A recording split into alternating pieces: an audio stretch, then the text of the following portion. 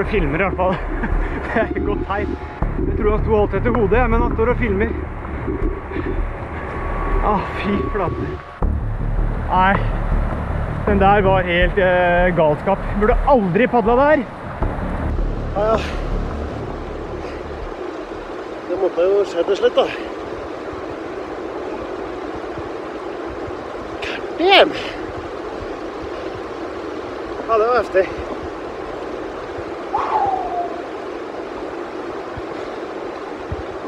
Det var heftig. Nei, det var flere små stryk der på den siste, så bare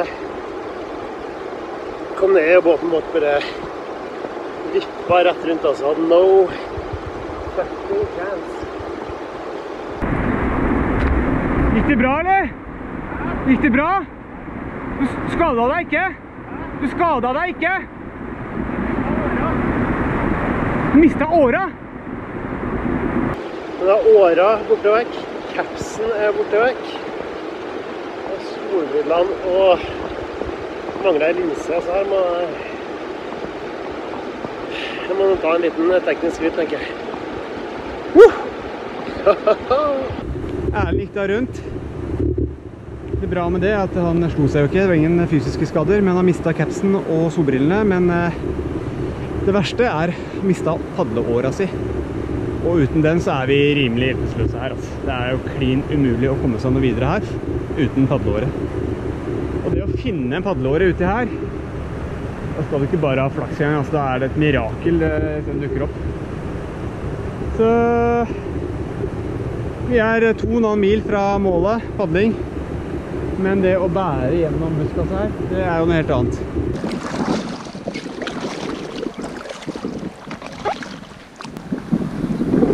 Vi har 2 mil igjen. Vi har 1 åre mindre. Trenger ikke åre, du, Erlend! Erlend kjører fluestangerøret sitt som åre. Skal vi se hvor mange kilometer det funker, da. Er det varmt, eller?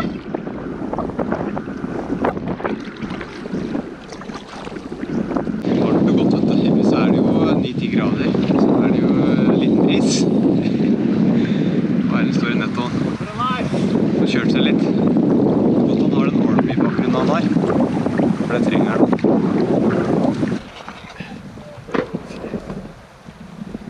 Nå kan det gå. For et backraft-liv.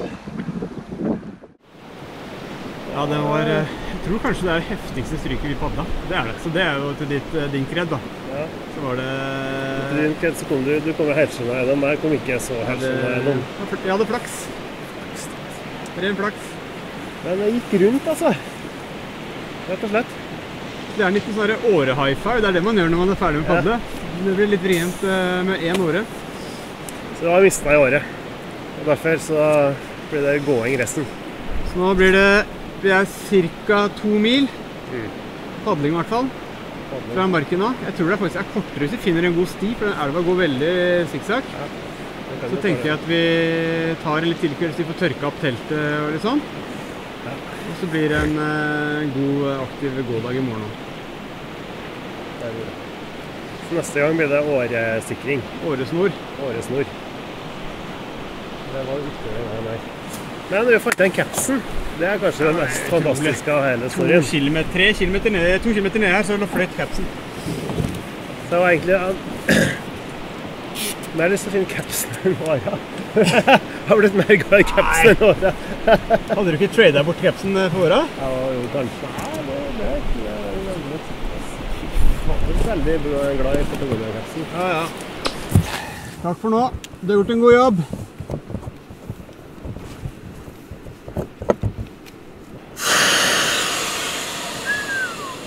Magic! Si, ja.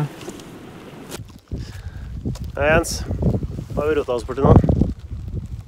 Nå går vi gjennom et enormt myrlandskap. Og noe som bare virker som er 8 kilometer på kartet, eller luftlinje, viser seg for oss å være nesten 2,5 mil å gå. Så det er deilig. Så vi prøver å komme oss gjennom skogen. Se hvor langt vi kommer. Men. Sånn er det når noen mister året, altså. Da må alle svi. Sånn er det. Men det er jo et team dette her, er det ikke? Det er teamwork. Det er teamwork. Er det så? Neida, det er sånn som skjer. Blir cashewnøtter i kveld, da. Blir cashewnøtter og resten av taconøttene, eller? Er det flere taconøtter igjen, da? Tror det er noen igjen. Taconøtter, cashewnøtter og Kendel. Vi kommer til å fly bortover her. Hvor er vi på koseskalaen nå, Jens? Tror jeg bunner. Har du bunnet av koseskalaen? Kommer faen meg mygg. Rett på med myggnettet. Oi. I dag ble det en tøff dag. Eller det skulle bli en lett dag, men det ble en tøff dag. Det er snart i camp nå. 500 meter igjen. Nei, jeg tror det er... Jeg tror vi må helt bort til Skogholt og se der borte. Ja. Jeg tror det kan være en time til det. Jens anslår en kilometer. Hei!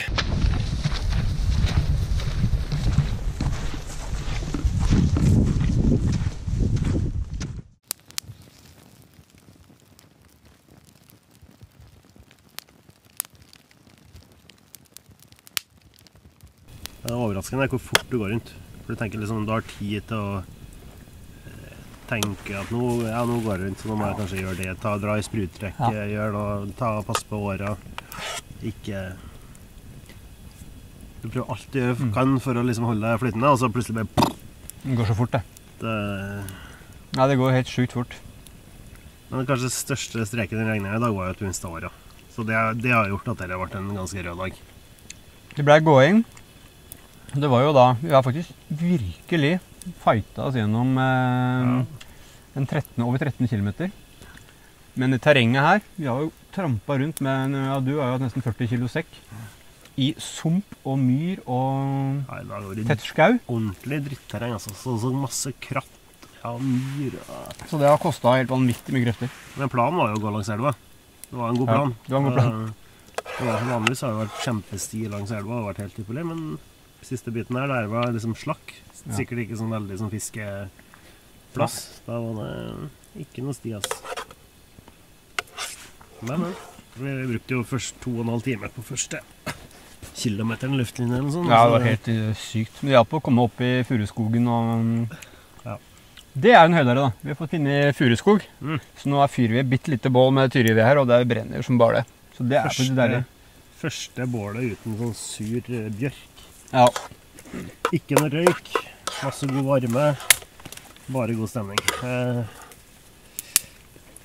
Så det var det vi siktet oss inn på for dagens camp, var en furutre.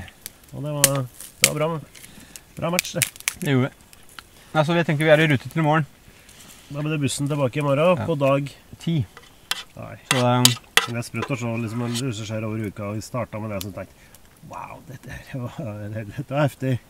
Og det vi paddlet i dag, det var heftig. Ja, det strykene vi paddlet i dag, det hadde vi aldri paddlet på dag 2. Ikke nei.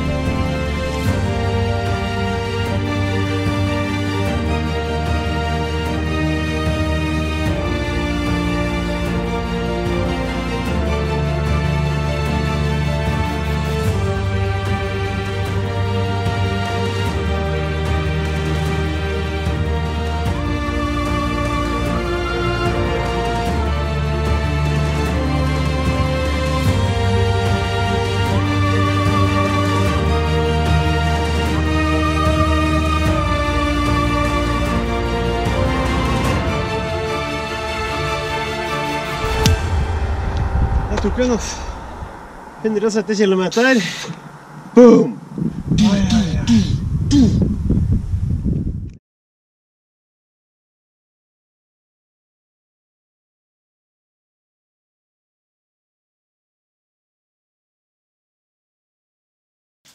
Er den eller? Er den min på badet? Ja. Hvor skjer den nå? Hva skjer? Løs på veggen.